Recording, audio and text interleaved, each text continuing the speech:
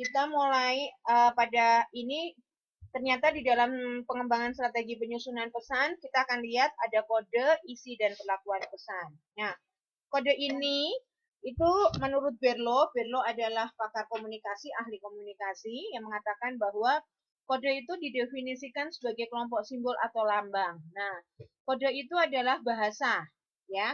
Jadi kalau kita bicara bahasa, itu adalah kode. Ya, lambang bahasa itu bisa verbal dan bisa nonverbal. Nah, proses penyandian pesan ya, halaman 5.3, proses penyandian pesan dalam proses komunikasi itu dilakukan demi mencapai kondisi isomorfik. Isomorfik itu apa? Nah, kondisi isomorfik adalah kondisi kesamaan perilaku. Maaf, kesamaan penafsiran pada perilaku yang sama antara komunikator dengan komunikan. Ketika saya mengkomunikasikan bahwa makanan ini enak, diterima yang sama dengan Mbak Nana, sama-sama enak, itu sama. Saya bilang enak, Mbak Nana bilang nggak enak. Nah, itu nggak sama, itu bukan kondisi isomorfik, Mbak ya. Kemudian kondisi isomorfisme itu terjadi apabila komunikan berasal dari budaya yang sama. Misalnya budaya yang sama, misalnya sama-sama dari suku Jawa gitu ya, gitu. Pasti kita paham kalau di suku Jawa itu misalnya nggak boleh duduk di depan pintu gitu kan. Terus ada beberapa hal lah ya. Nah, itu pertama adalah karena kondisi budaya, status sosial, pendidikan yang sama, kemudian ideologi yang sama, sampai kemudian jumlah pengalaman, ya. Misalnya begini, saya ngobrol dengan ibu-ibu meskipun usianya sama seperti saya, tapi beliau tidak pernah belum pernah menikah atau punya anak 3 gitu misalnya. Itu berbeda dengan saya bicara yang dengan kondisi yang umurnya lebih muda tapi kondisinya sama, sudah menikah dan anaknya 3 gitu kan. Nah, itu adalah berdasarkan pengalaman. Oke. Komunikasi hanya akan terjadi bila kita memiliki makna yang sama, ya. Jadi ketika saya ngobrol nih, kemudian nggak berhenti-berhenti gitu ya, itu karena ada kesamaan makna. Tapi kalau kemudian kita ngobrol, terus kemudian yang satu ngerasa nggak ngerti apa yang saya obrolkan, nah itu komunikasi akan berhenti. Ya, komunikasi itu pasti akan berhenti ya. Pertama adalah dia akan pura-pura pulang atau pura-pura sakit gitu ya, izin pulang dengan alasan sakit dan lain sebagainya. Nah, persoalannya adalah bagaimana caranya agar pesan yang kita sampaikan itu dimaknai sama oleh komunikan ya, sehingga terjadi kesamaan pemahaman. Nah, untuk sampai kondisi ini, maka kita harus memiliki kemampuan dalam menyandi, ya, menyandi pesan. Artinya, ketika kemarin saya contohkan, ketika tangan kita bersedekap, gitu ya, kita lagi menahan dingin, tapi menurut orang lain itu dianggap sombong. Nah, ini kan ada perbedaan makna kan, menyandinya berbeda, ya. Nah, sehingga di dalam pesan perlu adanya isi pesan, halaman 5.6. Isi pesan itu materi atau bahan yang dipilih oleh komunikator untuk menyatakan maksudnya. Jadi ketika kita bicara kepada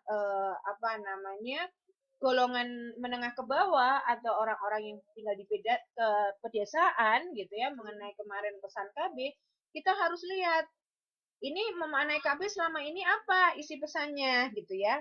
Sehingga isi pesan yang disampaikan itu meliputi informasi, kesimpulan, bahkan pertimbangan. Nah, isi pesan pun punya unsur dan struktur. Nah, 3 macam informasi ini harus disampaikan dalam urutan tertentu, ya, urutan tertentu. Urutan tertentu. Nah, urutan tertentu itu menentukan mana yang harus disampaikan lebih dahulu dan mana yang harus disampaikan belakangan. Contoh misalnya, ketika suami pulang dari pekerjaan gitu ya, itu kalau nggak salah ada kisah riwayat riwayat Nabi gitu ya, anaknya meninggal, suaminya tidak diberitahukan, suaminya khawatir kalau suaminya langsung dikasih tahu pasti suaminya akan kaget gitu kan. Yang terjadi adalah suaminya disenangkan dulu, bahkan melakukan ibadah dulu berdua, baru kemudian dikasih tahu kalau anaknya meninggal, ya. Karena kalau habis pulang kemudian diomongin ini kan pasti akan shock. Nah, akhirnya kemudian lahir keturunan-keturunan beliau ini orang-orang soleh gitu ya. Nah, ini demikian pula dengan kalau kita merencanakan pesan. Nah, merencanakan isi pesan tentunya harus berkaitan dengan kode pesan. Kondisi sasaran. Kita menyampaikan pesan di saat misalnya apa namanya orang itu habis dimarahin sama bosnya. Itu tentu beda gitu ya daripada di pagi hari. Kemudian siapa sasarannya?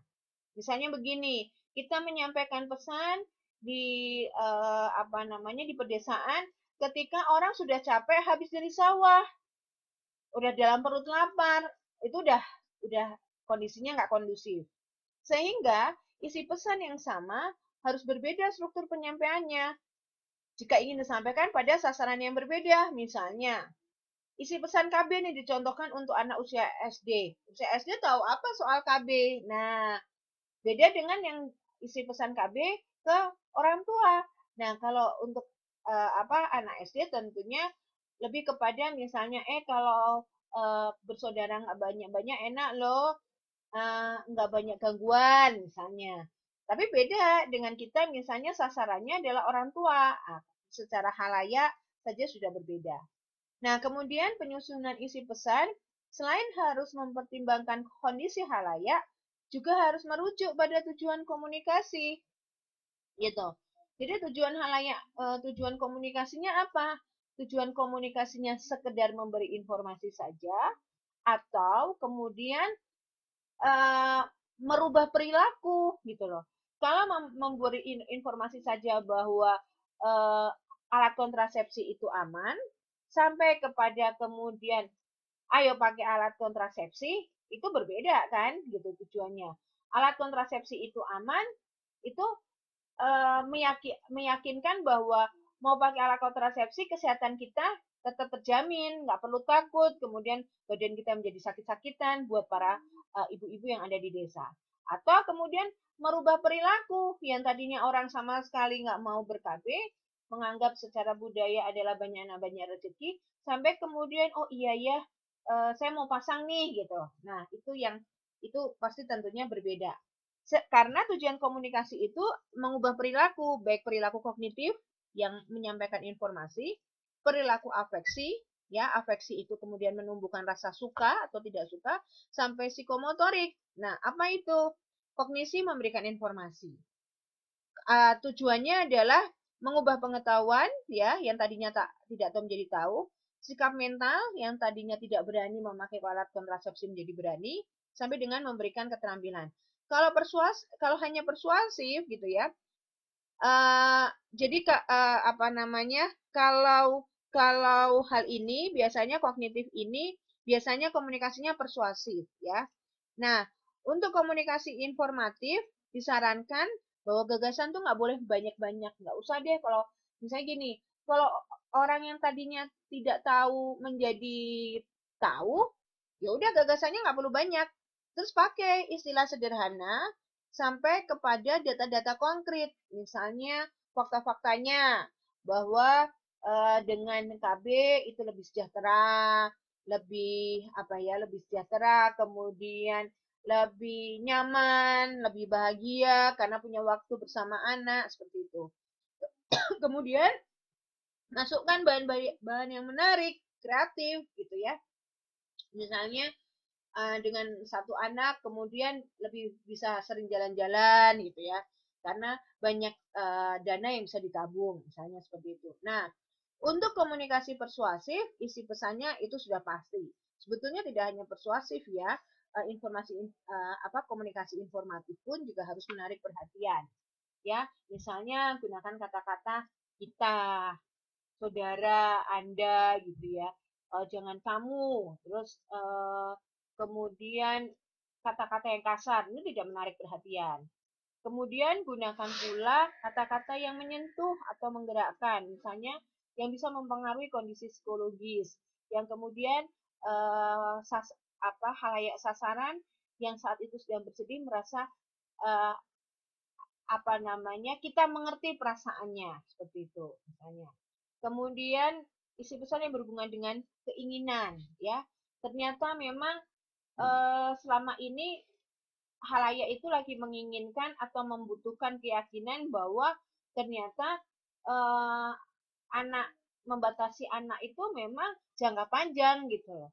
Jadi ketika kita sudah tua, kita sudah tidak lagi memikirkan masa depan kita tidak lagi memikirkan harus sulit mencari uang gitu. Karena dengan 2 udah selesai nih. Kalau 4 wah, berarti sampai tua kita masih memikirkan terus gitu untuk keuangan anak-anak gitu. Nah, kemudian perlakukan pesan. Nah, ini contoh perlakukan pesan misalnya ketika seorang wartawan mengolah pesan, dia harus memilih nih mana isi yang harus ditampilkan, ya. Apakah isi yang ini harus ditampilkan halaman 1? Oh, ini lebih penting nih halaman 1. Oh, ini kurang penting halaman 2. Nah, ini adalah bagian sikap wartawan tadi adalah bagian dari perlakuan pesan atau keputusan pengolahan pesan, ya. Oke. Kita masuk pada tahapan selanjutnya, ya. Kegiatan belajar 2. Ada sistematika penyusunan pesan. Sistematika penyusunan pesan bahwasannya penyajian pesan itu tersusun lebih efektif daripada penyajian pesan yang tidak tersusun.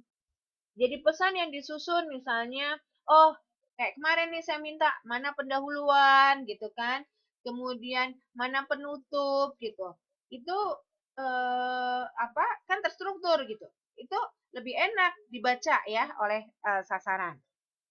Nah, sehingga gitu ya di dalam ahli psikologi sosial sampai mengatakan berpikir manusia itu ada susunan pertama adalah orang itu biasanya perhatian pada adanya kesulitan. Kemudian adanya kebutuhan. Kemudian mencari penyelesaian terbaik. Kemudian visualisasi pemecahan yang ditawarkan sampai kemudian rencana yang diterima atau ditolak. Sehingga sistem penyusunan pesan kembali lagi kayak tadi, menarik perhatian atau perlu adanya perhatian menyusun pesan. Karena apa? Karena memang dalam penyampaian pesan itu dimulai dengan upaya menimbulkan perhatian halayak. Sehingga halayak mau memperhatikan pesan tersebut gitu kan. Misalnya pesan-pesan di berita deh misalnya ya. Katakan pesan yang biasanya itu dibikin kata-kata bombastis. Nah, itu tujuannya adalah untuk menarik perhatian. Atau pesan dengan membangkitkan kebutuhan gitu ya. Kebutuhan pribadi, misalnya begini, harga cabai turun gitu. Nah, ibu-ibu tuh langsung twing gitu kan. Atau misalnya harga kebutuhan pokok turun gitu. Sedangkan harga bensin naik. Nah, apa ini maksudnya gitu? Itu adalah pesan tidak hanya menarik perhatian tapi memenuhi kebutuhan halayak gitu. Nah, kemudian ada rencana ya, walaupun nggak mungkin ya gitu ya. Misalnya kok harga bahan bakar naik tapi kok harga cabai turun gitu. Nah, itu kan mungkin bisa itu hanya untuk taktik aja ya, trik untuk menarik perhatian. Kemudian ada rencana. Apakah hal itu wajar? Secara isi di judul itu ya, kalau kita sebut adalah headline gitu ya, judul besarnya itu nggak apa-apa gitu. Untuk menarik perhatian itu tidak bohong. Bohong itu ketika kita bicara misalnya tidak sesuai kenyataan. Karena itu nanti akan dijelaskan di isi pesan. Oh, ternyata meskipun harga bahan bakar naik, tetapi ada kenapa harga cabai tetap turun? Karena Bulog misalnya ternyata ada penyimpanan atau misalnya ada hasil panen yang kemarin melimpah seperti itu. Nah, itu kan itu tidak bohong, itu hanya bombastis ya. Kalau di dalam ilmu pemasaran itu diperbolehkan. Bohong itu adalah seperti ini. Ketika kita bilang misalnya produk ini bisa menyembuhkan penyakit, tapi ternyata produk tersebut tidak bisa menyembuhkan penyakit gitu yang dimaksud oleh produk itu. Nah, itu baru bohong ya. Tapi kalau bombastis itu bukan dalam kerangka bohong. Nah, kemudian rencana menjelaskan pemecahan masalah dengan melihat pengalaman masa lalu, ya, pengalaman masa lalu halayak, kemudian pengetahuan halayak, hingga kemudian kepribadian halayak itu dilihat gitu, ya. Jadi dilihat betul gitu pengalaman masa lalu halayak, misalnya halayak itu sangat tidak suka terhadap misalnya kondisi kondisi negara yang penuh dengan represif gitu ya, misalnya di tahun 97 misalnya. Kemudian halayak yang punya pengetahuan dan yang tidak punya pengetahuan pasti berbeda, sampai dengan kepribadian halayak gitu. Orang-orang yang tidak suka tantangan kemudian diberi pesan bahwa wah ini enak loh umroh backpacker gitu, murah memang, tapi kita harus penuh tantangan, apa menyediakan sendiri. Nah, ini kalau kepribadian halayak yang maunya tahu beres, nggak bisa dibikin dengan pesan yang direncanakan seperti itu gitu. Jadi merencanakan pesan harus melihat hal itu. Nah, kemudian ada keberatan ya. Keberatan ini ada yang kontra terhadap argumen ataupun yang pemecahan lainnya seperti itu ya. Selanjutnya adalah penegasan kembali. Jadi harus ditegaskan di dalam pembuatan pesan. Ditegaskannya seperti apa? Ditegaskannya bahwa kemudian di akhir dari pesan itu diingatkan kembali. Biasanya dalam bentuk visualisasi, misalnya kayak kemarin nih ketika pesan PIN ya. Ingat ya, tanggal sekian rame-rame ke Posyandu, ada PIN imunisasi pekan imunisasi nasional. Nah, itu adalah penegasan kembali. Nah, penerimaan opini itu merupakan hasil rangkaian belajar. Perhatian dan pengertian halayak, ya, jadi halayak yang memperhatikan dan mengerti itu menentukan apa yang akan mereka pelajari dari isi pesan komunikator. Jadi kalau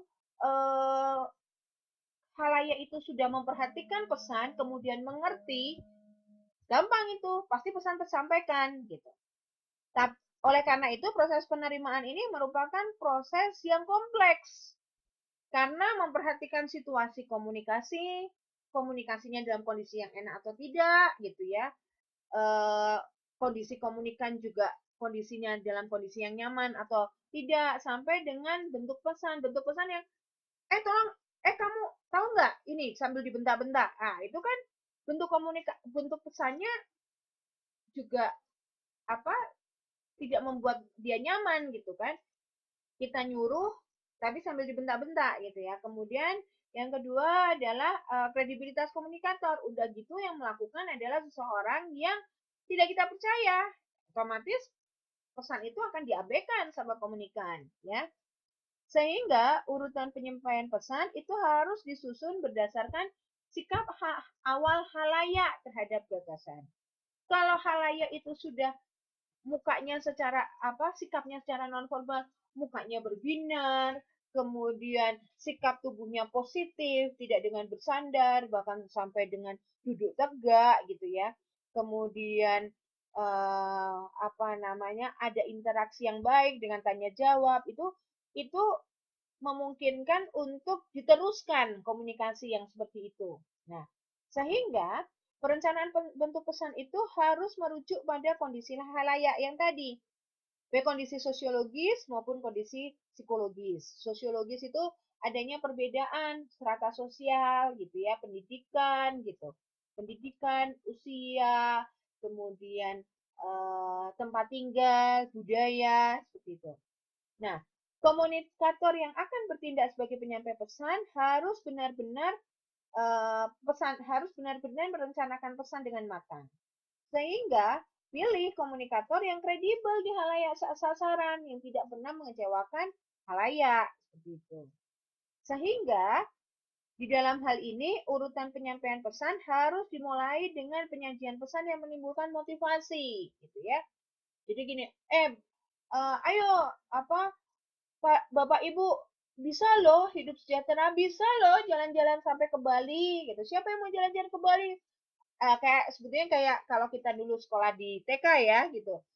Apa ketika kita masih anak-anak kan sering ya seperti itu. Nah, sama ketika kita memberikan membuat rencana pesan itu harus seperti itu, menimbulkan motivasi. Jangan sampai langsung kita ngomong kalau banyak anak tuh nanti sakit loh, nanti cepat mati loh. Nah, itu tidak menimbulkan motivasi ya. Sehingga sistematika penyusunan itu ada rumusnya. Namanya rumusnya ANSPA.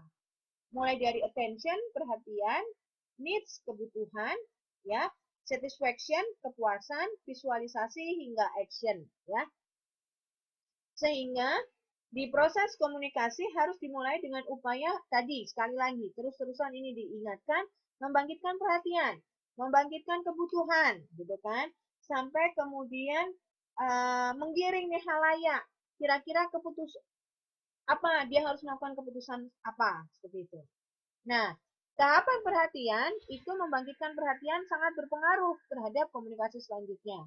Misalnya, kita nggak bisa kalau di sini dikatakan bahwa, ayo saudara-saudara, gitu kan?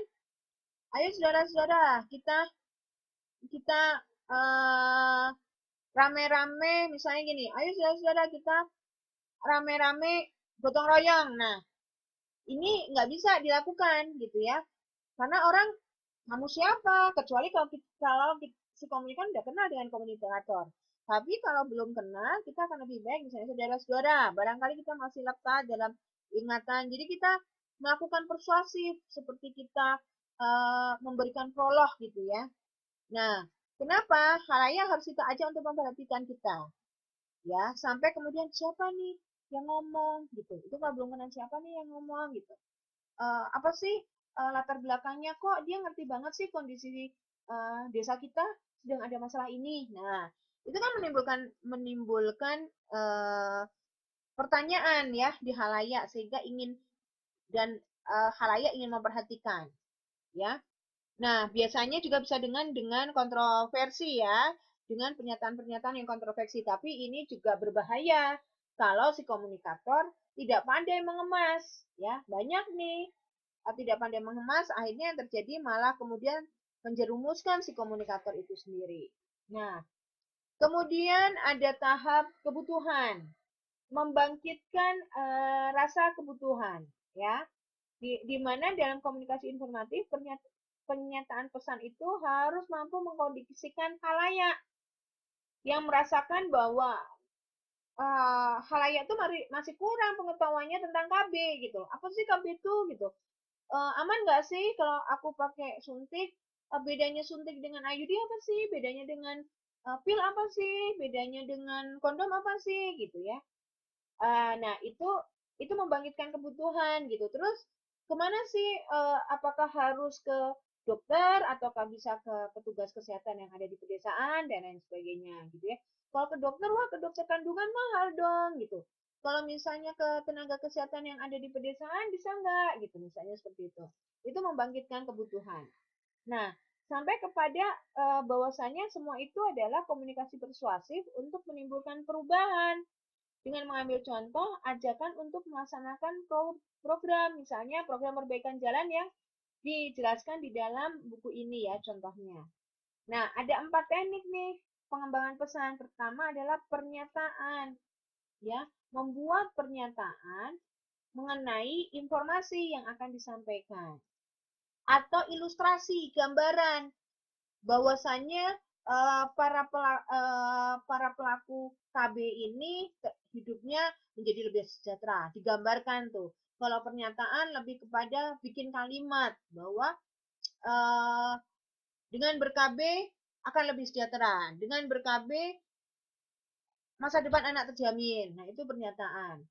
Apa itu ramifikasi? Adalah penambahan contoh dan teknik lainnya dalam mengembangkan bahasan untuk menambah kesan atau keyakinan, biasanya disertai dengan data-data. Ya.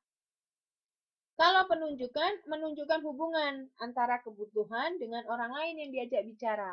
Dalam hal ini, antara kebutuhan pesan yang harus disampaikan, gitu, ya, dengan orang, dengan halayak. Jadi misalnya, yaitu tadi menyesuaikan kebutuhan.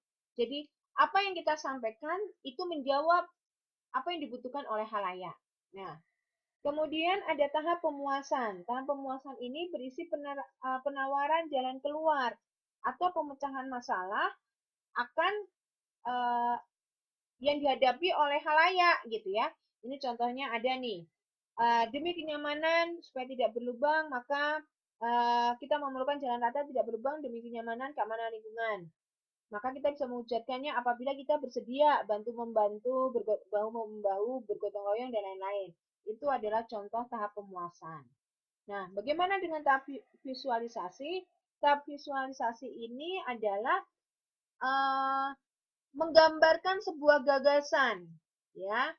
Misalnya kalau sekarang ini yang lagi kekinian itu, misalnya pesan-pesan itu ditulis dengan gaya animasi, tangan bergerak, kemudian membentuk sebuah gambar gitu ya. Ya, nah ini adalah biasanya mengajak orang untuk berpikir masa depan tentang untung rugi program yang kita tawarkan. Misalnya yang saya ingat itu ada program mengenai cara menghindari pornografi. Jadi misalnya kalau anak Anda ingin masa depannya terjamin, masa depannya tidak terganggu, ya jauhi pornografi. Digambarkan nih bahwa kalau orang yang kena pornografi itu apa namanya lebih bahaya daripada bahayanya lebih besar daripada narkoba. Gitu. Ya dampaknya gitu. Itu kan digambarkan, Mbak, digambarkan orang yang tanpa pornografi kemudian dia lebih berhasil seperti itu, atau tanpa narkoba lebih berhasil. Nah itu visualisasi. Biasanya visualisasi ini lebih mudah ditangkap di pendidikan rendah gitu ya. Karena apa? Mereka-mereka yang berpendidikan rendah biasanya misalnya di pedalaman gitu ya, itu lebih jelas kan dengan gambar gitu kan, tanpa harus membaca, oh gambar, oh ini maksudnya gitu ya. 2 anak cukup gitu, cuman gambar 2 orang, kemudian 2 orang itu kemudian ya orang tua dan anak kemudian berada tamasya katakan sampai ke Bali. Wah itu kan cukup apa namanya menarik dan memvisualkan gitu bahwa 2 anak itu bahagia seperti itu. Kemudian tahap tindakan dilakukan dalam komunikasi lisan atau pidato yang bersifat persuasif gitu. Jadi merumuskan tahapan visualisasi dalam bentuk sikap dan keyakinan tertentu atau tindakan nyata, ya. Jadi dalam ini biasanya dalam lisan langsung mengajak, ayo aksi sekarang langsung gitu. Nah, ayo Pak, sekarang kalau mau kayak ini tadi yang dicontohkan adalah berlubang jalan yang supaya tidak berlubang, ayo gotong royong, ayo sekarang juga kita gotong royong, ayo. Nah, jadi langsung aksi, langsung kemudian bahu membahu ambil apa namanya, ambil sekop, beli semen, pasir dan lain sebagainya. Jadi langsung bertindak ya, seperti itu. Oke, langsung ke modul 8 ya. Saya skip dulu untuk modul 6-7 ya. Modul 8. Pengembangan strategi komunikasi. Ya.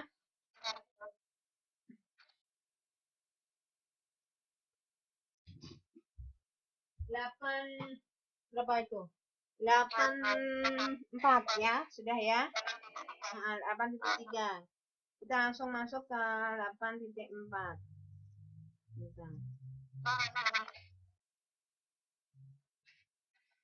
Bentar. Nah, sekarang kita ada metode analisa khalayak ya, metode analisa khalayak untuk perencanaan komunikasi. Nah, ini yang dicontohkan adalah strategi komunikasi massa ya. Sekarang sebelum kita bicara apa itu metode analisa khalayak, kita cari tahu dulu mengenai apa itu komunikasi massa. Komunikasi massa itu ditujukan kepada khalayak luas yang heterogen dan anonim. Contohnya adalah media elektronik ya. Media elektronik TV, radio, bahkan media cetak itu adalah komunikasi massa, bentuk komunikasi massa. Kita tidak kenal kan? Saya sebagai komunikator, produsen ingin ngomong ke komunikan, nggak kenal tuh siapa pembaca saya. Saya cuma tahu pembaca saya umurnya range-nya antara sekian sampai sekian, ya. Pendapatannya sekian sampai sekian. Tinggalnya di daerah ini, gitu ya. Tapi saya nggak kenal, anonim. Nah, sehingga pesan yang ditujukan kepada individu ini biasanya itu tadi, ya. Kalau mohon maaf, maksudnya gini, pesan yang ditujukan individu melalui surat, telepon, faksimile, dan telegram itu bukan komunikasi massa, ya. Karena komunikasi massa itu tersebar, heterogen, dan anonim. Nah, halayak pada kegiatan komunikasi massa identik dengan audiens media. Jadi kalau kita bicara media adalah kita bicara audiens.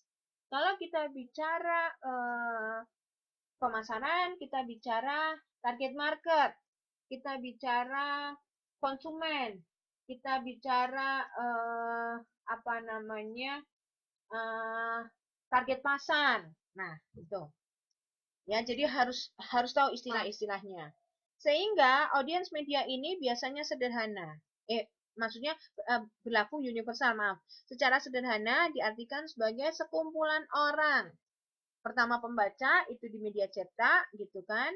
Kemudian mendengarkan dan pemirsa dari berbagai komponen media, ya. Artinya ketika orang ngebaca apa namanya media cetak, pasti dia juga mengikuti media massa. Tidak berarti bahwa ya udah dia dia cuma media cetak, dia nggak lihat TV, tidak seperti itu, ya. Kemudian ciri-ciri halayak komunikasi massa yang pasti adalah anonim, heterogen, dan tersebar. Nah, heterogenitas halayak ini tidak ditujukan kepada halayak elit atau eksklusif, ya, melainkan ditujukan kepada semua lapisan masyarakat pada stratifikasi sosial yang beragam. Jadi, kayak RCTI misalnya ya, atau Metro TV, memang kita menunjukkan misalnya kayak Metro TV atau TV One adalah untuk para manajerial gitu yang sedang yang memantau berita untuk perkembangan perusahaannya. Tapi orang yang bukan manajerial boleh sah-sah aja tuh lihat TV One gitu kan? Seperti itu. RCTI misalnya untuk anak muda gitu ya, untuk anak muda yang masih atau ibu-ibu muda atau orang tua muda yang senang sinetron, senang musik. Nah, tapi orang tua yang sudah tidak lagi muda boleh-boleh saja nyetel RCTI, sah-sah saja, tidak ada larangan. Nah, ini maksudnya ya yang dimaksudkan dengan heterogenitas. Anonim itu bahwa anggota halayak tidak kenal gitu ya, bahwa pemilik RCTI tidak kenal siapa penontonnya gitu. Nah, pengenalan terhadap halayak dalam kegiatan komunikasi massa merupakan hal yang mutlak perlu dilakukan ya.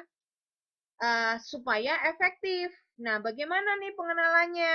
Nah, bisa saja kita mengenal, tapi terhadap situasi dan kondisi, nah ini melalui kegiatan analisis halayak. Nah, analisis halayak itu pasti itu lebih kepada kenanya begini yang tadi yang saya sebutkan. Usianya berapa sampai berapa, gitu kan? Tinggalnya di mana, pendapatannya berapa. Tapi tetap kita tidak bisa mengenal secara intens. Oh, ada Mbak Nana di sini umurnya sekian ini. Enggak, untuk media massa tidak bisa seperti itu. Nah, kegiatan analisis halayak dapat disamakan seperti kegiatan analisis penyakit ya oleh seorang dokter kepada pasien.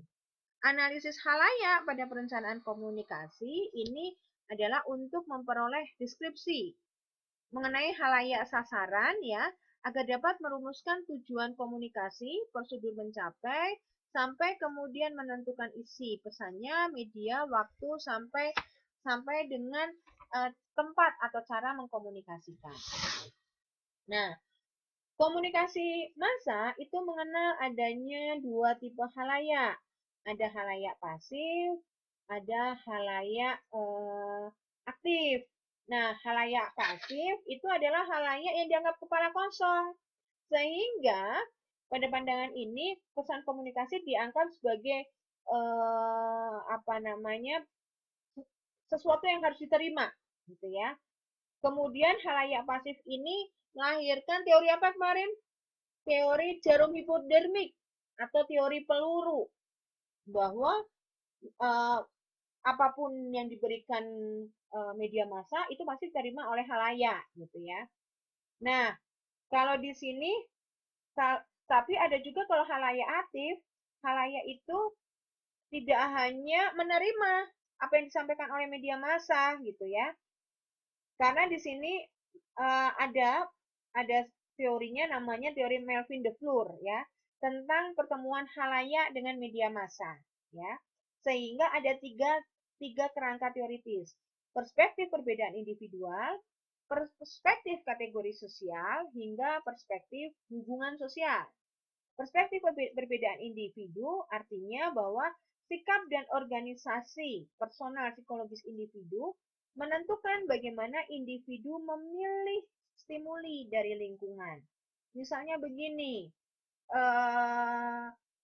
psikologis individu kayak misalnya ada beberapa orang yang mereka tidak nyaman gitu dengan stimulus atau rangsangan-rangsangan lingkungan. Misalnya dia peka terhadap orang-orang yang berasal dari Indonesia Timur gitu ya, sehingga rangsangan-rangsangan dari orang-orang Indonesia Timur itu diabaikan ya itu tadi karena dia ngerasa secara psikologis dia nggak nyaman gitu loh, walaupun uh, orang dari Indonesia Timur nggak ngapa-ngapain, tapi karena dia pernah punya pengalaman masa lalu, dia secara perspektif psikologis dia memilih menghindar ya, perspektif psikologis tadi, perspektif perbedaan individu tadi. Nah, perspektif kategori sosial berasumsi bahwa masyarakat ini, dalam masyarakat terdapat kelompok sosial seperti ada jenis kelamin, ini golongan sosial itu antara lain jenis kelamin, tingkat pendapatan, dan lain sebagainya. Ya, sehingga kategori sosial tertentu cenderung memilih akan berkomunikasi yang sama dan memberi respon dengan cara yang sama. Jadi misalnya gini, orang-orang, mohon maaf nih, kadang-kala orang-orang kota yang gehek gitu, mereka tidak nyaman berbicara dengan golongan menengah ke bawah, seperti itu. Ini contohnya ya. Kemudian perspektif hubungan sosial menekankan pentingnya peranan hubungan sosial yang informal. Peranan hubungan sosial yang informal yang dalam mempengaruhi reaksi orang terhadap media massa. Terkenal dengan model two-step flow of communications atau model komunikasi dua tahap ya. Di mana informasi bergerak melalui dua tahap. Pertama, informasi bergerak pada individu yang relatif lebih tahu gitu ya. Biasanya dikatakan di sini adalah tokoh masyarakat atau pemuka pendapat. Yang kedua, saluran interpersonal disampaikan kepada individu. Contoh misalnya, di sini tokoh pertanian di pedesaan memperoleh informasi melalui surat kabar. Nah, tokoh itu baru menyampaikan ke petani. Itu contoh dalam perspektif hubungan sosial. Nah, halayak yang aktif itu akan melahirkan teori yang namanya teori usage and gratifications, yang menganggap bahwa halayak itu aktif ya. Sebagian penting dari penggunaan media massa itu diasumsikan punya tujuan. Dalam proses komunikasi massa banyak inisiatif untuk mengaitkan pemuasan kebutuhan dengan pemilihan media. Jadi misalnya begini, karena saya lebih senang kalau melihat televisi itu yang memberikan informasi, saya lebih senang mungkin ke channel berita, entah itu TV One atau misalnya Metro TV gitu. Sedangkan saya nggak kurang nyaman dengan stasiun Indosiar gitu ya, atau misalnya Global TV yang isinya hanya film, beritanya kurang, informasi-informasi yang update-nya kurang. Nah, itu adalah halayak aktif ya, yang melahirkan teori usage and gratification. Nah, ini menunjukkan bahwa kita mengenali halayak sasaran sebelum merencanakan atau melaksanakan kegiatan komunikasi. Nah, langkah yang harus ditempuh dalam melakukan analisis halayak gitu ya. Itu pertama adalah mengumpulkan fakta ya. Berulang kali sudah dijelaskan bahwa fakta atau data yang berhubungan dengan halayak, baik secara langsung berhubungan dengan halayak ya, misalnya karakteristik pribadi gitu, maupun yang bersifat sosiologis maupun psikologis, sampai dengan yang tidak langsung situasi dan kondisi eksternal ya yang mempengaruhi halayak. Kemudian karakteristik pribadi ya. Halayak secara sosiologis kayak tadi misalnya kondisi pendidikan, pendapatan, kemudian ekonomi, bahkan budayanya, agama, jenis kelamin. Karakteristik pribadi halayak secara psikologis berhubungan dengan mental, sikap, motivasi, kepribadian, perangai gitu ya. Sedangkan data mengenai kondisi lingkungan fisik, geografis, dan lingkungan sosial di sekitar halayak sasaran diperlukan untuk memperoleh informasi. Jadi misalnya kondisi lingkungan geografis, kita ingin memperoleh kondisi apakah misalnya halayak yang tinggal di daerah tersebut misalnya masih sering kebanjiran gitu, masih sering kebanjiran atau misalnya uh, daerahnya adalah masih suka kekeringan, tidak sulit mendapatkan air bersih dan lain sebagainya. Itu adalah kondisi geografis. Nah, analisis halayak ini mencakup data halayak sasaran dan data situasi halayak sasaran yang berada. Sehingga tidak hanya berupa data primer, tetapi data sekunder. Ini juga biasanya ini dilakukan pada penelitian juga hal-hal seperti ini ya, data sekunder, data primer, kemudian pengumpulan fakta gitu. Dengan melakukan survei lapangan, ini benar-benar dengan penelitian. Bisa dengan menggunakan kuesioner, halayak itu menjawab kuesioner yang dibikin, atau dengan observasi, melihat langsung, ya halayak itu berpartisipasi langsung, baik dengan wawancara yang tidak berstruktur. Wawancara tidak berstruktur itu adalah wawancara yang tidak direncanakan, gitu ya, maupun misalnya maupun dengan uh, berstruktur. Berstruktur itu ada panduan, panduannya berupa kuesioner itu. Nah, analisis kebutuhan halayak adalah segala sesuatu yang apabila tidak dipenuhi, itu kebutuhan itu adalah segala sesuatu yang apabila tidak dipenuhi menimbulkan goncangan psikologis. Sehingga kebutuhan halayak itu ada dua. Kebutuhan yang dirasakan maupun kebutuhan nyata. Kebutuhan yang dirasakan adalah kebutuhan yang sedang dirasakan halayak saat itu, misalnya. Saat ini halayak itu lagi lapar, oh berarti harus segera dikasih makanan. Sedangkan kebutuhan nyata adalah kebutuhan yang sebenarnya didasarkan atas pertimbangan rasional atau kebutuhan yang sering diungkapkan adalah kebutuhan yang dirasakan. Misalnya, kebutuhan yang dirasakan adalah dia kepingin punya rumah tempat tinggal sendiri. Nah, ini adalah kebutuhan nyata, ya. Sedangkan kebutuhan yang dirasakan adalah yang dirasakan saat itu, gitu. Nah, kesimpulannya, keefektifan komunikasi halaman 18 yang dilancarkan itu mampu mengubah pertama pendapat itu karena adanya informasi, kemudian sikap ya karena adanya aksi ya dan tindakan halayak ya ajakan untuk berubah. Akan terjadi apabila isi komunikasi berhubungan langsung dengan kebutuhan halayak ya. Kemudian ada identifikasi masalah ya. Dikatakan masalah apabila sesuatu tersebut ada kesenjangan antara harapan dan kenyataan ya. Antara teori dan praktek, antara yang seharusnya dengan yang terjadi. Ibaratnya antara kondisi ideal dengan tidak ideal gitu ya. Sehingga masalah itu pasti memerlukan jalan keluar ya. Masalah yang dihadapi halayak itu berkorelasi dengan kebutuhan ya. Kebutuhan yang tidak terpenuhi akan menimbulkan masalah. Nah, program komunikasi akan efektif apabila isi komunikasi itu mampu memecahkan masalah yang sedang dihadapi oleh halayak ya. Sehingga perencanaan komunikasi itu yang penting adalah tadi sederhana, tidak berbelit-belit gitu, dan kemudian membuat orang merasa langsung tahu karena ada informasi di sana, kemudian ada menumbuhkan rasa suka karena rencana itu memenuhi kebutuhan halayak sampai membuat halayak mau beraksi ya berubah sikap ya seperti itu. Nah, ini di kemuka ini ada beberapa contoh perumusan masalah dan perumusan tujuan. Ini bisa diingat-ingat ya. Nanti ini biasanya nanti kalau membuat eh, tesis skripsi gitu ya. Ini seperti ini salah satu contohnya ya. Jadi masalah umum adalah masalah yang timbul akibat tidak terpenuhi kebutuhan umum, halayak sasaran, masalah khusus, masalah yang berkaitan dengan secara khusus. Kalau kita lihat di sini, perumusan masalah kalau masalah umum itu adalah secara umum kerangka besarnya, tidak didetail ya.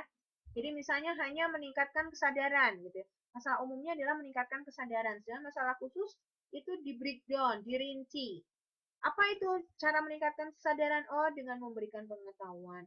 Oh, dengan menumbuhkan sikap mental. Oh, dengan menimbulkan partisipasi. Demikian pula dengan perumusan tujuan. Tujuan umum adalah meningkatkan kesadaran, ya. Sama sebetulnya kalau masalahnya seperti itu, tujuannya juga pasti seperti itu. Cuman kalau masalah ada bentuknya pertanyaan. Kalau tujuan bentuknya pernyataan. Jadi pertanyaan bagaimanakah ini kemudian dihilangkan kalau kita ingin membuat tujuan. Nah, bagaimana dengan pengelolaan halayak? Pengelolaan halayak. Pengelolaan halayak ini adalah dalam melakukan pengelolaan halayak berarti kita mengatur halayak sesuai dengan tujuan komunikasi yang kita rencanakan, ya. Kalau kita mau mengelola halayak, ya kita harus tahu tadi halayaknya itu siapa, kebutuhannya bagaimana. Nah, pengelompokan halayak itu maksudnya adalah agar dapat menyusun strategi komunikasi yang tepat dengan melakukan kegiatan komunikasi, ya. Sehingga strategi komunikasi dalam hal ini pastinya menyangkut ada isi pesan, struktur, imbauan, gaya, media. Balik lagi di modul sebelumnya. Ada pertanyaan? Kayaknya yang ini ya, Mbak Nana nih ya yang bisa secara ini ya. Yang lain kayaknya ini ya. Apa namanya? Apa yang bisa ada bisa ada feedback gitu ya. Apa namanya yang teman-teman lain sambil ini sambil bekerja nggak ada masalah, nanti kita tanya jawab ya terakhir ya. Oke, kita masuk pada kegiatan belajar kedua ya, kegiatan belajar 2 dari bab 8. Sekarang kita bicara mengenai judulnya apa ya, ini soalnya saya ternyata hilang nih di halaman 19. Kenapa?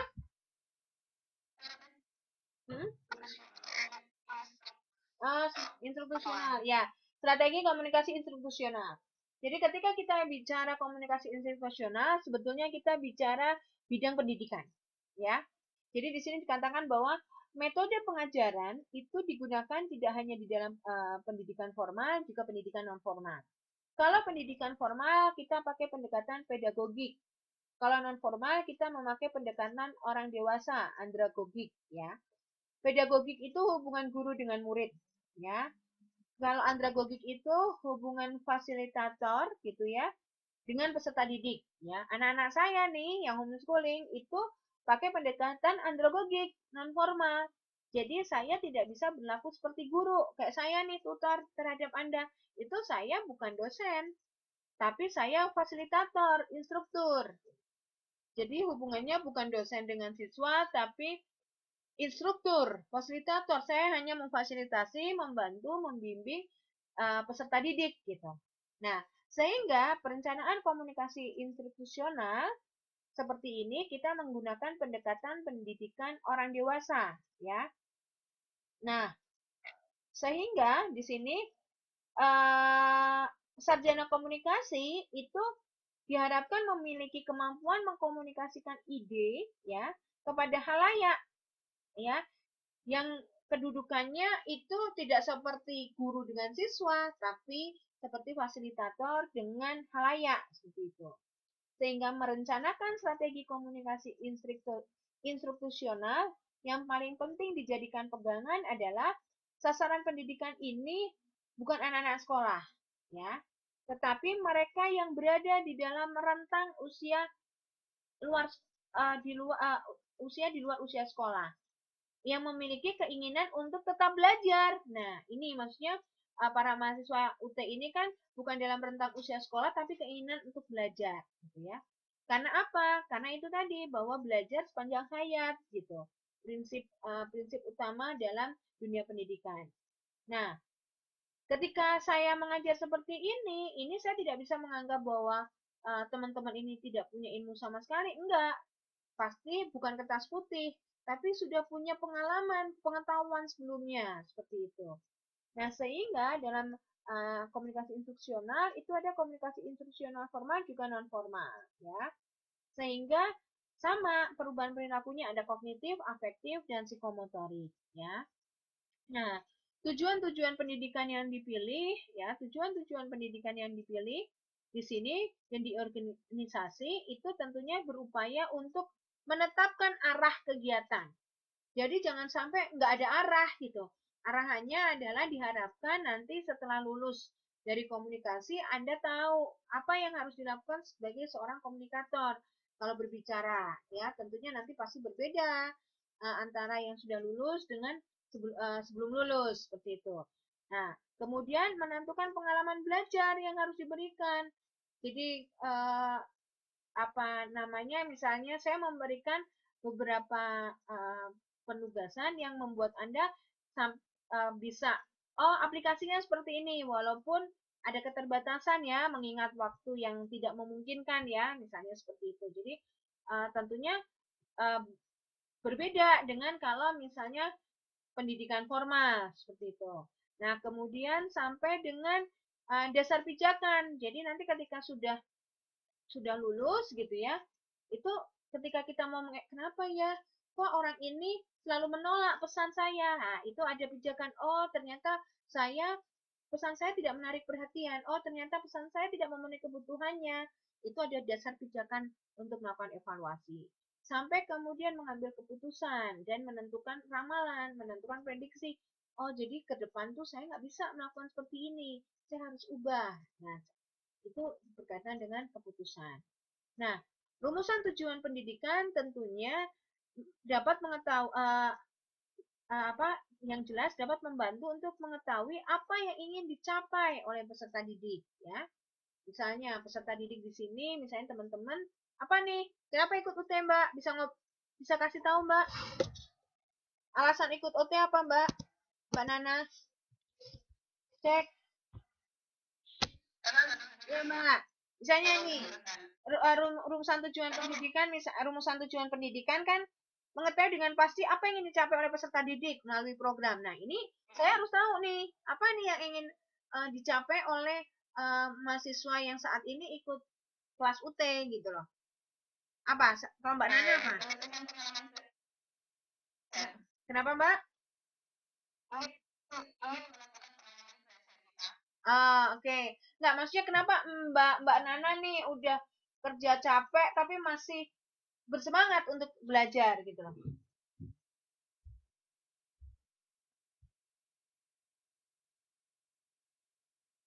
Kenapa, Mbak? Ingin menambah pengalaman ya.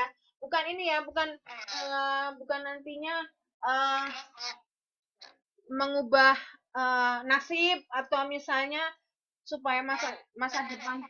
Nah, lebih maju lagi ya, Mbak ya. Oke, oke.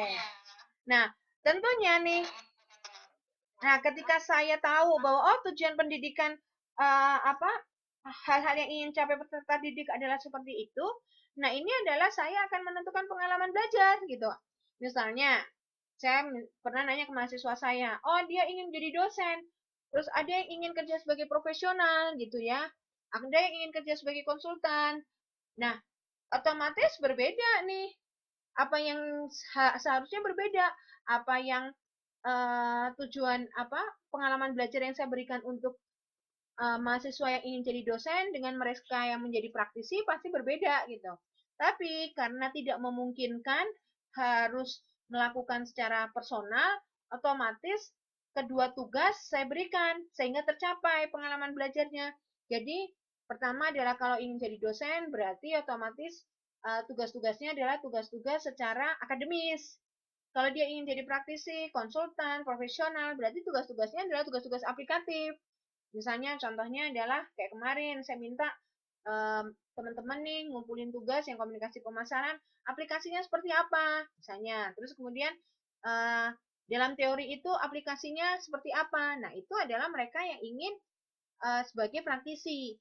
Tapi kemudian untuk menjembatani itu semua, yang jadi dosen pun tahu teori-teori, akhirnya saya kombinasikan, oh ini ada teori, aplikasinya seperti apa. Jadi dua pengalaman belajar bisa terpenuhi gitu ya. Kemudian tujuan pendidikan ini pijakan juga melakukan evaluasi. Jadi saya bisa melihat, oh ini berarti orang mahasiswa ini mengerti nih mengenai teorinya, kemudian aplikasi secara praktek di lapangannya seperti apa. Nah, sehingga evaluasi ini kemudian ketika mahasiswa ini paham, oh berarti ini bisa saya lakukan kembali ke mahasiswa berikutnya, misalnya seperti itu. Kemudian tujuan pendidikan ini sebagai pijakan juga dalam memutuskan cara mencapai gitu. Cara mencapai apakah akan diberikan tugas yang sama seperti itu dalam setiap mata kuliah ataukah berbeda ataukah masing-masing mata kuliah adalah berbeda cara pemberian tugasnya ya. Seperti itu. Nah, kemudian sumber tujuan pendidikan itu harus mampu menjawab kebutuhan para peserta didik ya. Jadi misalnya gini, saya nggak bisa nih memberikan tugas yang cuman untuk akademis saja. Misalnya penjelasan secara teori, jelaskan, pengertian, sebutkan. Nah, sedangkan orang-orang yang praktisi merasa terus ini nanti aplikasi di lapangan gimana nih? Nggak paham gitu. Itu nggak bisa seperti itu. Jadi kita harus tadi harus menyesuaikan dengan kebutuhan para peserta didik. Sehingga ada 3 hal yang dapat dijadikan sumber dalam merumuskan tujuan pendidikan adalah peserta didik itu sendiri, keadaan zaman, bahkan para ahli. Ya, keadaan zaman adalah misalnya begini, sekarang ini untuk beberapa kampus misalnya itu dosen itu tidak hanya dari kalangan akademis saja, tapi dosen itu juga ada dari kalangan praktisi. Ya, dosen itu tidak hanya misalnya dari praktisi pun tidak hanya dari orang komunikasi, tapi misalnya orang media langsung yang kemudian diminta untuk mengajar ya itu. Nah, kemudian di sini adalah sumber prosedur yang harus ditempuh dalam menggali informasi tentang kebutuhan untuk dijadikan sumber dalam merumuskan tujuan adalah pertama melalui observasi. Ya, kita melihat langsung, oh peserta didik seperti ini ternyata kebutuhannya ini ya, secara aplikatif gitu. Kemudian wawancara, kita melakukan wawancara, misalnya kita tanya kenapa milih komunikasi, harapannya setelah lulus komunikasi, apa yang menarik, nah dilakukan wawancara. Kemudian sambil menyebarkan kuesioner ya. Kemudian melakukan pretest, tes sebelum peserta tes sebelumnya itu misalnya gini, yaitu tadi mengenai apa hal-hal yang dia ketahui, keterampilannya, pengetahuannya, sikap mentalnya. Kalau misalnya dia menjadi seorang reporter menghadapi kondisi di lapangan yang dimana dia harus berpanas-panas, hujan, mencari narasumber untuk diwawancara, tapi ternyata udah kehujanan, udah becek-becekan, tapi narasumbernya nggak bisa ditemui. Itu kondisi mentalnya seperti apa? Itu biasanya dilakukan dengan pretest, ya. Kemudian, masyarakat merupakan sumber penting kedua yang dapat digunakan untuk merumuskan tujuan pendidikan, gitu ya. Kenapa? Nah, karena masyarakat yang dimaksud ini adalah lingkungan masyarakat tempat peserta didik itu berada, ya. Misalnya begini, masih ada, saya nggak tahu apakah sekarang masih ada, tapi sepertinya masih ada beberapa wilayah mengatakan bahwa udahlah perempuan mah nggak usah sekolah tinggi-tinggi gitu, masih ada tuh di beberapa wilayah gitu ya. Sudahlah yang paling penting mah sampai SMA aja gitu. Atau misalnya cukup sampai S1, nggak perlu S2, apalagi sampai keluar. Nah, itu masih ada tuh. Nah, tentunya ini harus diperhatikan kondisi masyarakat seperti itu. Kalau kita ingin membuat rencana pesan komunikasi mengenai sekolah di luar untuk perempuan gitu ya, itu harus memperhatikan kondisi lingkungan masyarakat ya. Karena pentingnya masyarakat dijadikan sumber tujuan pendidikan disebabkan karena peserta didik merupakan anggota masyarakat ya, yang nantinya bisa membantu memecahkan masalah yang ada di lingkungan masyarakat tersebut. Nah, selanjutnya di sini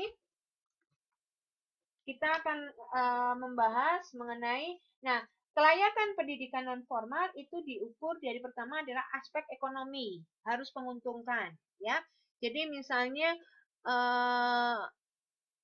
seperti ini nih, teman-teman kuliah UT gitu kan, secara ekonomi diuntungkan, nggak usah tiap hari datang ke kampus gitu ya, misalnya menghabiskan uang untuk transport gitu, cukup dengan telepon sambil bekerja bisa mendapatkan ilmu. Aspek teknis juga memungkinkan gitu, bisa dilakukan kapan saja untuk mendapatkan informasi.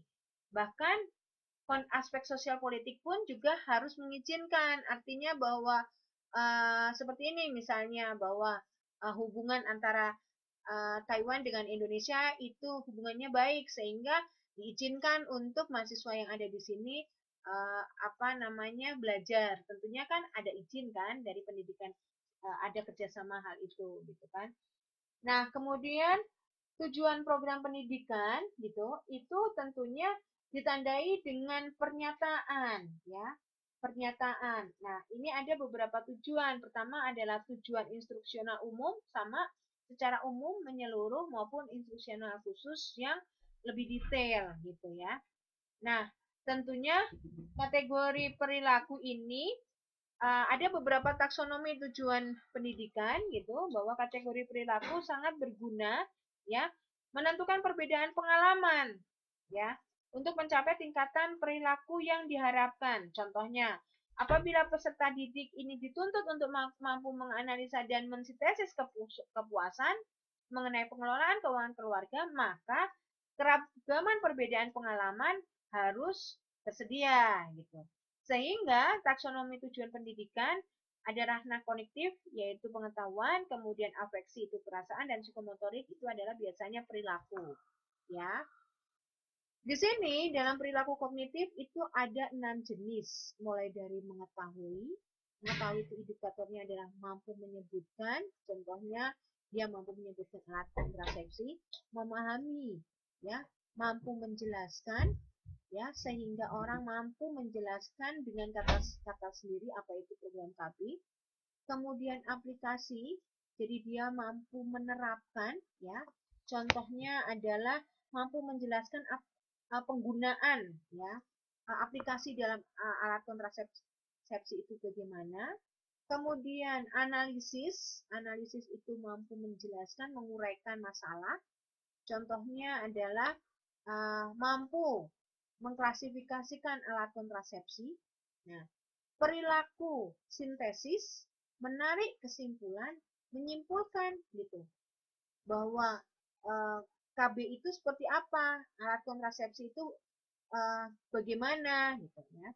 Kemudian perilaku kognisi evaluasi, artinya mampu menilai mana yang baik, mana yang tidak baik. Misalnya si halayak itu akhirnya dia merasa bahwa dia cocoknya dengan ini gitu ya.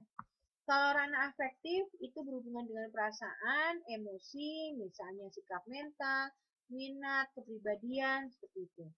Ranah afeksi dibagi menjadi 5, ada menerima, menanggapi, menilai, mengorganisasikan, dan mengkarakterisasi. Gitu ya. Kalau menanggapi itu memberi komentar, kalau menilai itu mempertimbangkan baik buruk, gitu ya, untung rugi, manfaat atau tidak, seperti itu. Mengorganisasi adalah melakukan pertimbangan yang matang atau mengumpulkan berbagai data atau fakta yang ditemui. Melakukan perilaku menghayati, ya, itu adalah teguh, punya keteguhan, punya keyakinan yang sulit diubah. Sedangkan ranah psikomotor itu adalah perilaku yang berhubungan dengan keterampilan. Jadi mengajarkan keterampilan tentang sesuatu. Ini meliputi ada persepsi, ya, ada kesiapan untuk melakukan keterampilan, kemudian ada respon terbimbing, ada respon terbiasa, gerakan kompleks, penyesuaian hingga kreativitas. Sehingga perencanaan komunikasi instruksional sebetulnya tidak jauh berbeda dengan perencanaan komunikasi lainnya. Hanya bedanya pada setting. Kalau pendidikan adalah biasanya pada instruksional, mohon maaf, itu pada pendidikan atau pengajaran, ya. Seperti itu. Nah, uh, di sini evaluasi dalam komunikasi instruksional itu untuk menetapkan apa nih yang apa yang bisa dilakukan atau yang terus dilakukan atau yang tidak perlu dilakukan pada pengajaran berikutnya. Sehingga evaluasi ini ada pretest tadi, ya. Kemudian pretest itu saya ingin mengetahui kondisi, misalnya teman-teman di UT nih, teman-teman mahasiswa UT, saya ingin tahu alasan memilih komunikasi ini apa saja. Nah, itu ada evaluasi awal, pretest dulu. Kemudian proses itu misalnya setelah mengajar, saya ingin tahu apakah yang saya jelaskan ini Anda pahami atau tidak, kemudian tanya jawab seperti itu. Atau evaluasi hasil, post-test dengan ujian akhir semester, ujian tengah semester, sampai kemudian evaluasi dampak, ya. Seperti itu. Evaluasi dampak itu biasanya adalah mengetahui penerapan perubahan perilaku. Jadi misalnya sekarang kalau misalnya mengenai perencanaan pesan, Anda yang bekerja di media, kemudian langsung menggunakan nih apa yang saya jelaskan. Misalnya bagaimana menyusun perencanaan media. Seperti itu. Nah, sehingga penyusunan rencana evaluasi memang di sini harus melibatkan peserta didik juga. Seperti itu. Tidak boleh asal jalan sendiri, ya udah deh saya mau ngelakuin seperti ini gitu, Anda langsung menerima. Nah, itu juga tidak diperkenankan gitu ya. Jadi harus kita harus mengetahui kira-kira kondisi halayak itu mungkin atau tidak gitu. Misalnya kayak sekarang saya memberikan beberapa penugasan karena teman-teman mahasiswa ini mengambil kuliahnya itu dengan bekerja, otomatis beban memberikan evaluasi akan berbeda dengan mahasiswa yang formal tadi, yang harus tiap hari datang kuliah, kemudian benar-benar fokusnya pada perkuliahan saja. Nah, itu ya. Ada saya ya, oke. Okay. Saya akan memberikan tanya jawab ya, mulai dari modul 5 ya. Oke. Okay.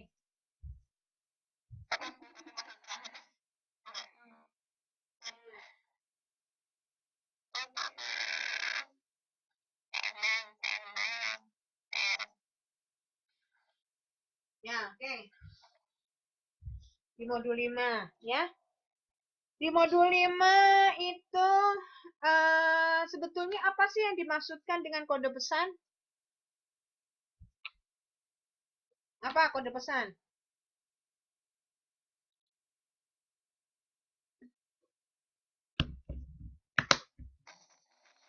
Apa, Mbak? Kode pesan itu apa? Ayo. Kode pesan.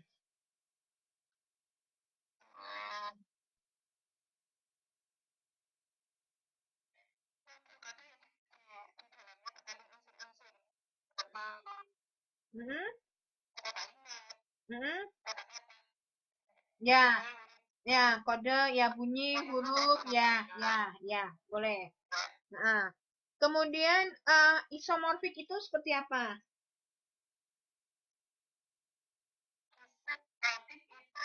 Hmm? Ya, benar, benar. Nah, oke, kesamaan penafsiran antara siapa dengan siapa?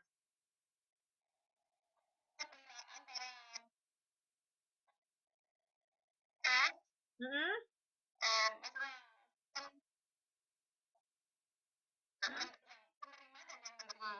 Ya, maksudnya antara komunikator dengan komunikan ya?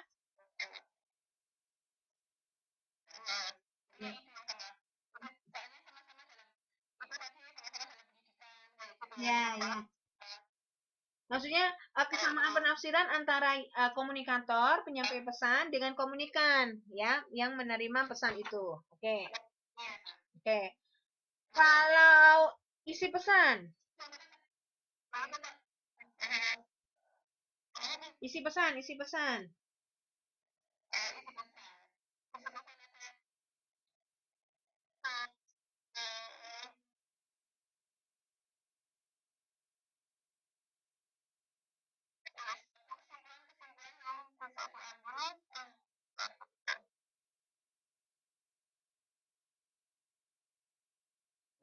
Kenapa? Isi pesan apa?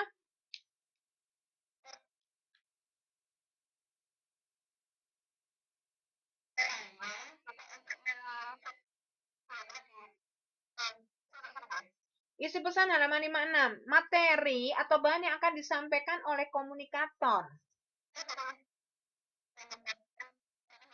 Ya, ya. Kemudian ada beberapa saran agar komunikasi itu informatif. Apa saja?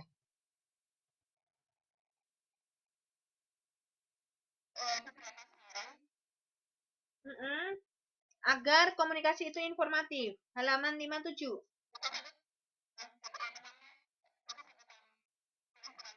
Ya, oke.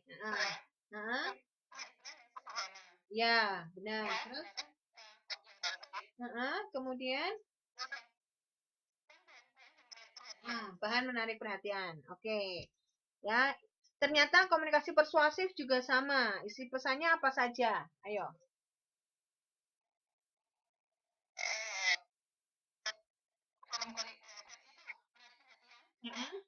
Terus? Nah, menyentuh ya, menyentuh perasaan ya, atau kondisi psikologis dari halayak. Oke. Nah, kemudian sistem penyusunan pesan itu bagaimana?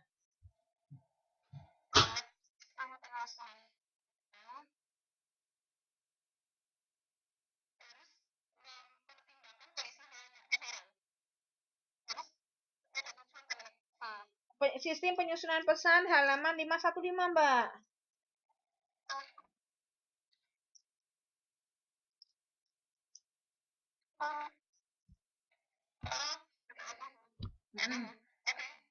Ya, apa-apa.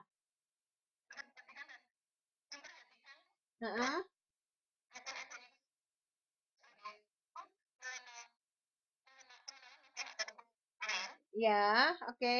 Terus apa lagi? Adanya rencana,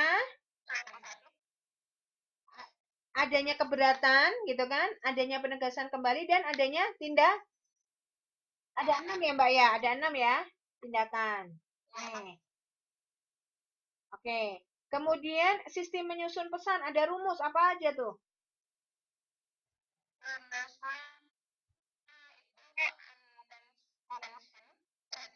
Ya.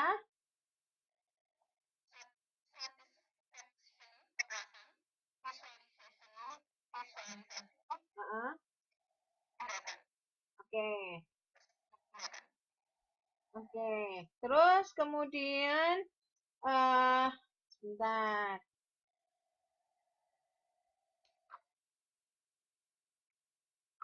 Ada beberapa tahapan, Mbak.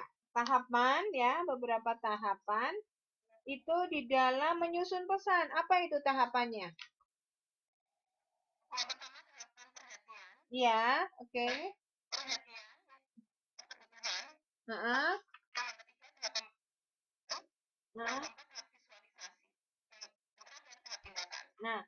di dalam tahapan kebutuhan itu ada 4 macam teknik mengembangkan pesan.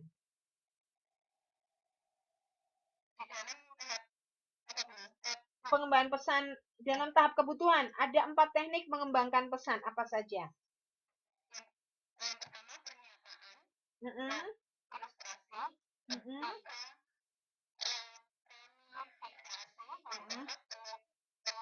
Penunjukan. Oke. Kemudian di sini selanjutnya ya, modul 9.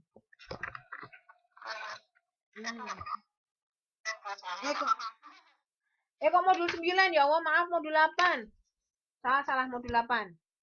Nah, modul 8. Nah, di sini apa itu yang dimaksudkan dengan komunikasi massa?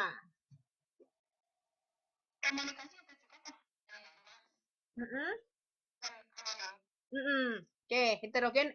Jadi ciri komunikasi massa itu gimana?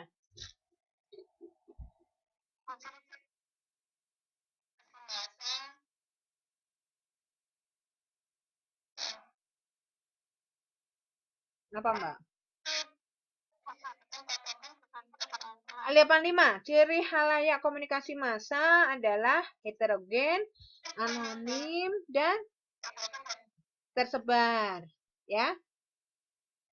Nah, oke. Apa itu maksudnya anonim, Mbak?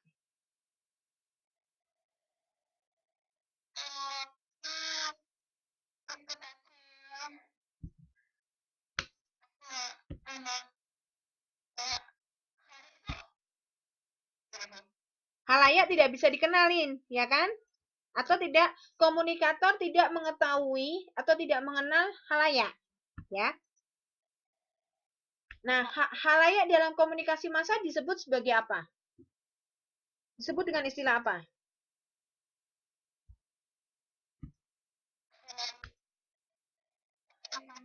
Disebut dengan audiens media. Halaman 84, Mbak, yang paling bawah itu. Halayak pada kegiatan komunikasi massa identik dengan istilah audiens media. Ya. Oke. Kemudian apa tujuan analisa halayak pada perencanaan komunikasi? Halaman 8.5. Apa? Paling bawah tuh. Apa tujuan analisa halayak pada perencanaan komunikasi?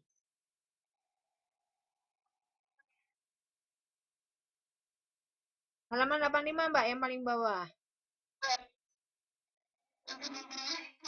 Nah, oke.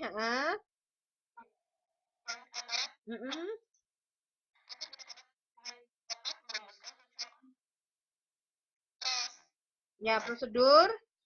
Ya, mulai dari menentukan isi pesan, media, waktu, struktur pesan, ya. Oke. Oke. Ya. Kemudian halayak itu ada yang dianggap pasif, ada yang dianggap aktif. Apa itu halayak pasif? Apa itu halayak aktif?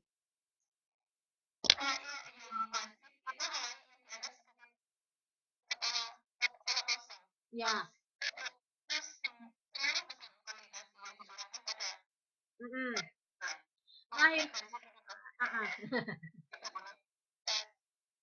Ini sering keluar biasanya ya. Halayak pasif, halayak aktifku. Bentar. Halayak pasif itu melahirkan teori apa?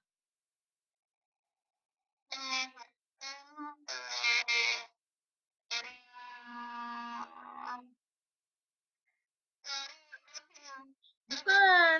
Teori jarum hipodermik kan, disuntik terus kan, media dianggap nyuntikin terus tuh. Iya kan? Atau peluru, teori bulat, teori peluru. Bahwa media massa dianggap memborbardir terus-terusan gitu loh. Dan halayak itu ya pasif, menerima saja. Itu ya. Seperti itu. Nah, kemudian kalau halayak aktif, itu seperti apa halayak aktif?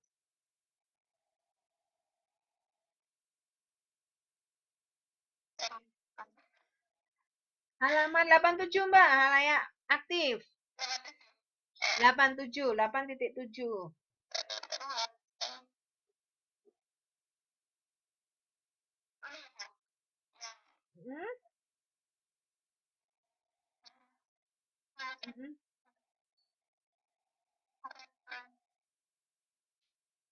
Ya, apa? Halayak pasif, halayak aktif itu artinya dalam proses memuaskan kebutuhan, ya, dia ini bisa memilih media massa, gitu. Jadi dia bisa menyenangi acara televisi dan dia bisa membenci atau tidak menyukai, gitu, ya. Jadi dalam halayak aktif ini halayak bisa memilih apa yang dia sukai atau yang tidak dia sukai dalam media massa. Melahirkan teori apa halayak aktif itu? Uses and ya benar.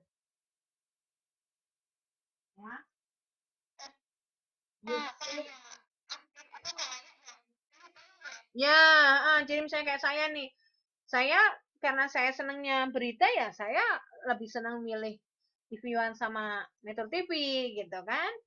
Saya walaupun RCTI acaranya bagus, iklannya bagus, nggak menarik buat saya gitu kan. Gitu. Itu adalah halayak aktif, maaf. Nah, kemudian langkah yang ditempuh dalam melakukan analisa halayak, apa itu?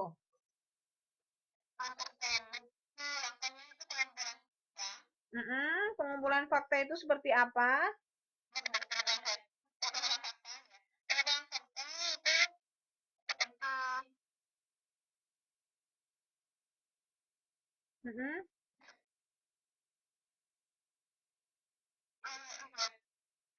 Pengumpulan fakta salah satunya adalah fakta yang langsung berhubungan dengan halayak. Langsung itu adalah melekat pada diri halayak, ya, ataupun gitu ya, yang tidak langsung mengenai kondisi eksternal halayak, ya. Kemudian data juga mengenai karakteristik pribadi halayak secara sosiologis, jenis kelamin, pendidikan, pendapatan, kondisi sosial ekonomi, karakteristik pribadi secara psikologis, misalnya mental, ya, seperti itu. Dan data juga mengenai kondisi lingkungan fisik dari halayak, kondisi fisiknya seperti apa, dia tinggal di mana, ya, lingkungan sosialnya bagaimana, apakah dia tinggal di lingkungan kumuh, di lingkungan yang berpendidikan, seperti itu, ya. Tuh. Terus yang kedua apa? Setelah pengumpulan halayak. Kenapa? Langkah yang ditempuh melakukan analisa halayak. Tadi kan pertama baru pengumpulan fakta kan? Ya, yang kedua apa? Yang kedua apa, Mbak?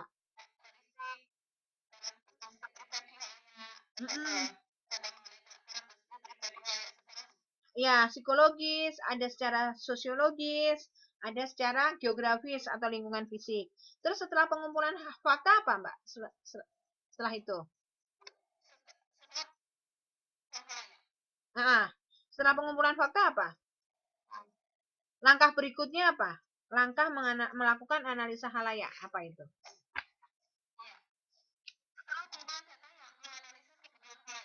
Ya, kebutuhan halayak. Kebutuhan halayak itu ada apa saja?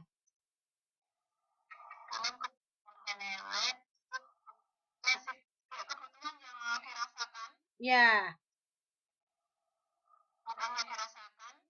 Apa itu kebutuhan yang dirasakan?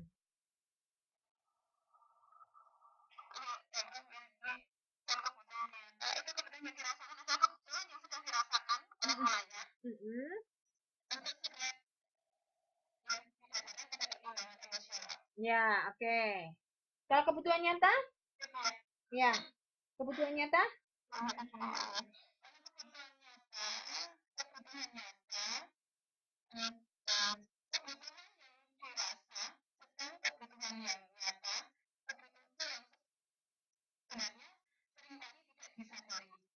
Enggak. Kebutuhan nyata, kebutuhan yang didasarkan atas pertimbangan rasional. Rasional itu adalah, oh ya, kebutuhan, ya benar-benar dirasakan. Kebutuhan yang sering diungkapkan adalah kebutuhan yang dirasakan. Kalau kebutuhan yang nyata tidak disadari. Misalnya ingin punya rumah tetap, dia tidak disadari. Oke. Setelah itu apa? Setelah itu langkah berikutnya apa?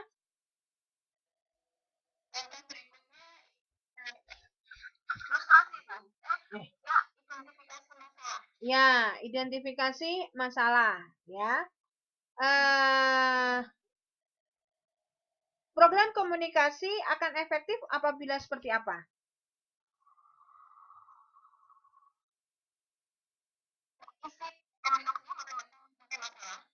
Ya, yang dihadapi halayak sasaran. Ya, benar-benar. Kemudian ada masalah itu ada dua. Apa aja? Masalah apa? Iya, oke.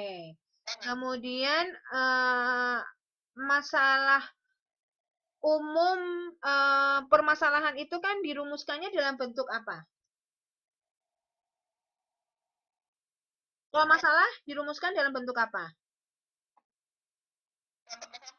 Enggak, masalah dirumuskan dalam bentuk apa?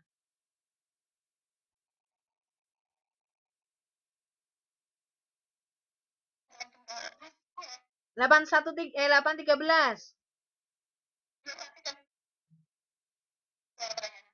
Masalah halaya itu dirumuskan dalam bentuk apa?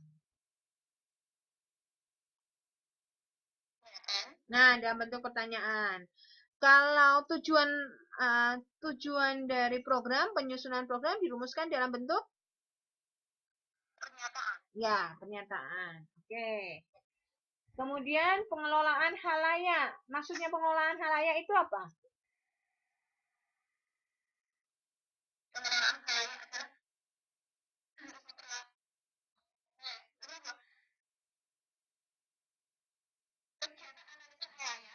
Hmm?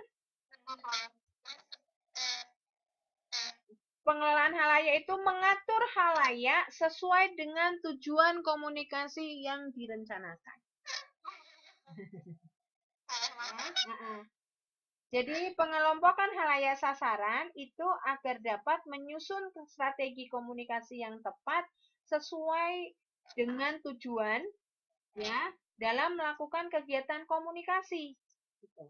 Sehingga balik lagi nih, strategi komunikasi menyangkut apa saja? Strategi memilih isi pesan, struktur, gaya pesan, imbauan pesan, pemilihan media sampai komunikator yang tepat, ya.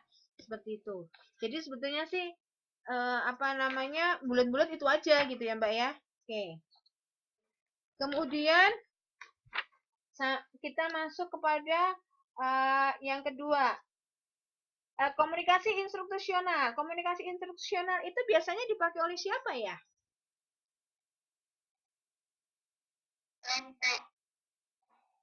Dalam apa deh? Bukan oleh siapa.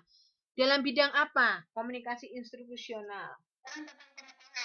Pengajaran dan pendidikan instruksional ya. Sehingga kalau pendidikan non formal pakai pendekatan apa? Ya. Seperti teman-teman nih pendidikan non formal pakai pendekatan apa?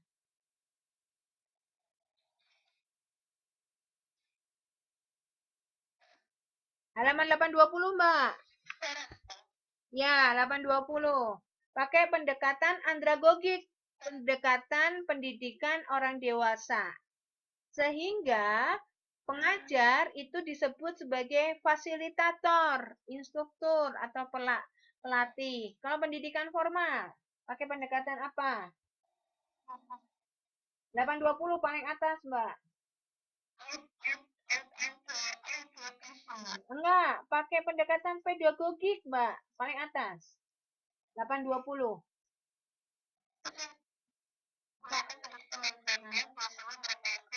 Enggak, itu kan non formal. Tadi saya tanyanya pendidikan formal adalah pendidikan pakai pendekatan pedagogik, ya, pedagogik.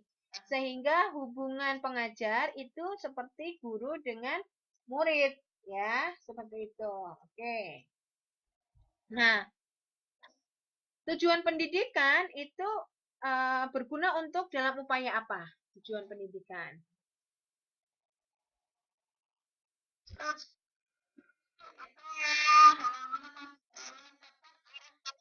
Nah, kemudian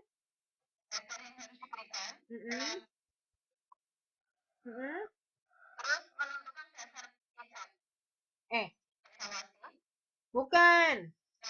Menentukan pengalaman belajar yang harus diberikan. Jadi tujuan pendidikan yang dipilih berguna untuk apa?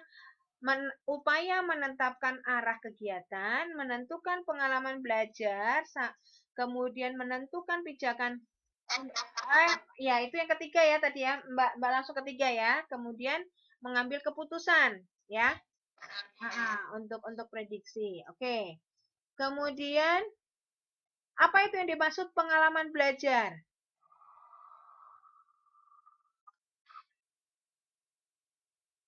Halaman 822, Mbak. Apa yang dimaksud? Nah, ya benar. Oke, ya, oke. Terus kemudian 3 hal yang menjadi sumber dalam merumuskan tujuan pendidikan. 823. 3 hal yang menjadi sumber merumuskan tujuan pendidikan.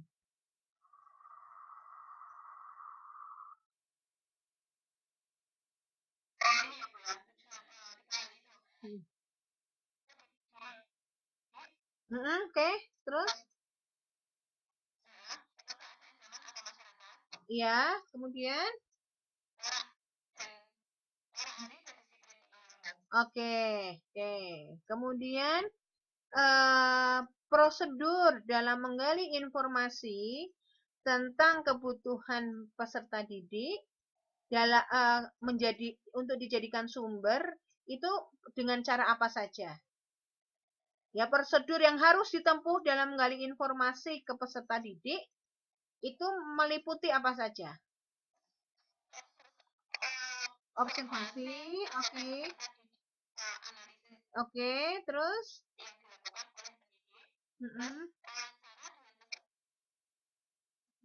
Observasi, wawancara, menyebarkan kuesioner sampai dengan melakukan pretest, ya. Nah, oke. Kemudian selanjutnya, oke.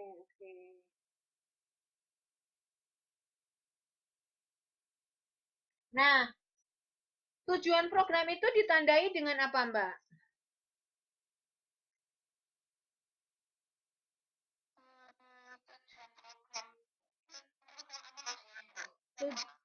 Ya, tujuan program pendidikan. Ya, ditandai dengan halaman 824.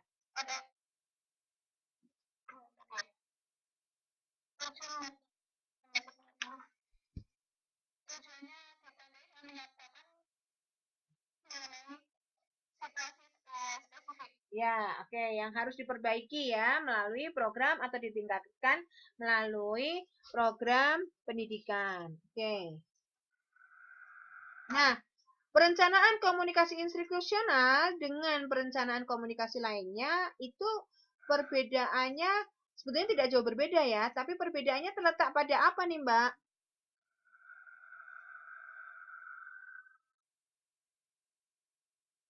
Terletak pada apa? 827. Ya.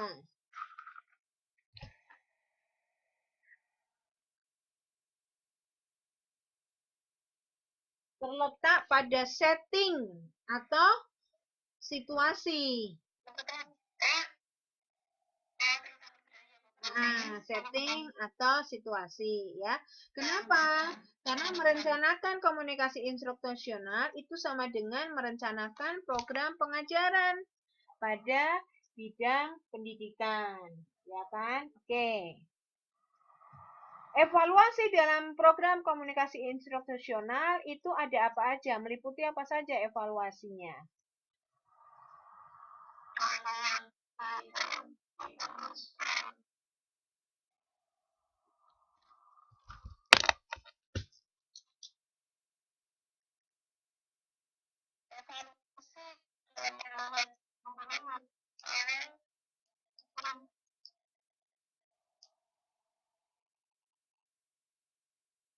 Halaman 829, Mbak.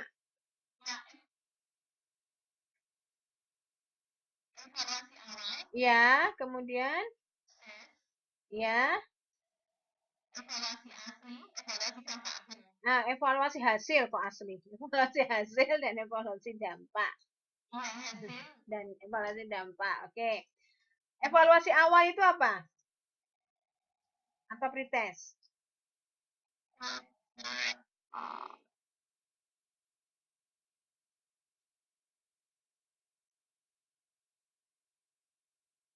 Menentukan titik dimulainya kegiatan belajar Mengajar, itu evaluasi awal. Kalau evaluasi proses,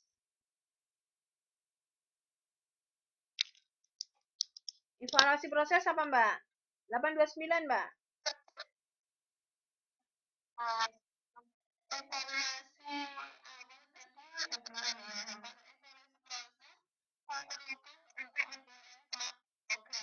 Ya, oke. Ya, evaluasi hasil?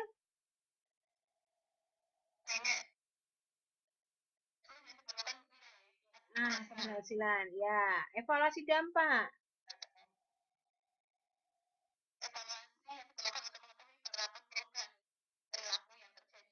Oke, oke. Oke, ya. Nah, cukup ya. Nanti apa namanya? Apa PPT-nya nanti saya itukan di link aja ya. Belum sempat bikin PPT-nya. Gimana, Mbak?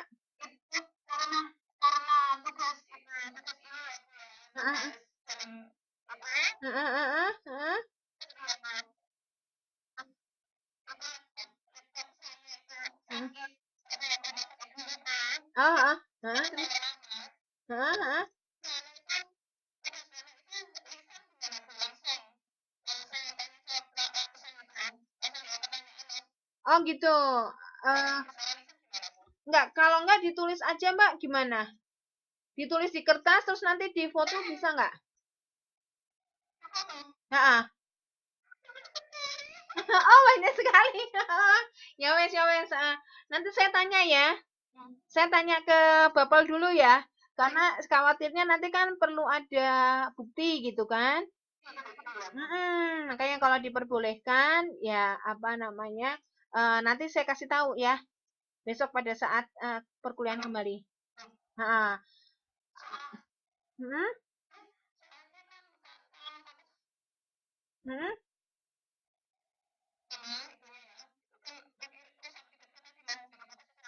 Oh iya iya iya iya. Nanti saya tanya dulu ya, soalnya khawatir apa namanya harus ada bukti gitu kan. Kecuali kalau misalnya nanti apa misalnya direkam atau gimana buktinya boleh atau tidak nanti saya tanyakan ya. Um, kalau selama apa namanya ternyata boleh ya monggo aja saya sih apa boleh-boleh aja gitu. Nggih. Heeh. Ya, heeh. Ya udah. Ini kan saya bereskan dulu nih ya. Saya bereskan dulu materi penyampaiannya. Mungkin nanti minggu depan ya kita mulai apa namanya lebih ke tanya jawab saja ya. Ya, lebih ke tanya jawab sehingga mengingat-ingat kembali gitu. Enaknya sih sebetulnya kalau supaya ingat itu harusnya memang ditulis ya. Kalau saya ya, karena kalau ngomong tuh kan suka lupa. Kalau ditulis kan mau nggak mau kita mengingat kan. Seperti itu sih. Tapi nggak apa-apa. Apa namanya ini nanti kita tanya jawab. Kalau tanya jawab kan jadi oh apa namanya paling tidak teringat gitu kan? Gitu ya. Hmm. Oh iya pernah ada pertanyaan seperti ini nanti nanti diulang-ulang kembali gitu ya seperti itu. Mungkin itu saja dari saya ya. Uh, Mohon maaf jika ada kekurangan ya. Selamat malam, selamat beristirahat ya. Kita bertemu lagi besok ya untuk komunikasi pemasaran ya. Ya, Assalamualaikum warahmatullahi wabarakatuh.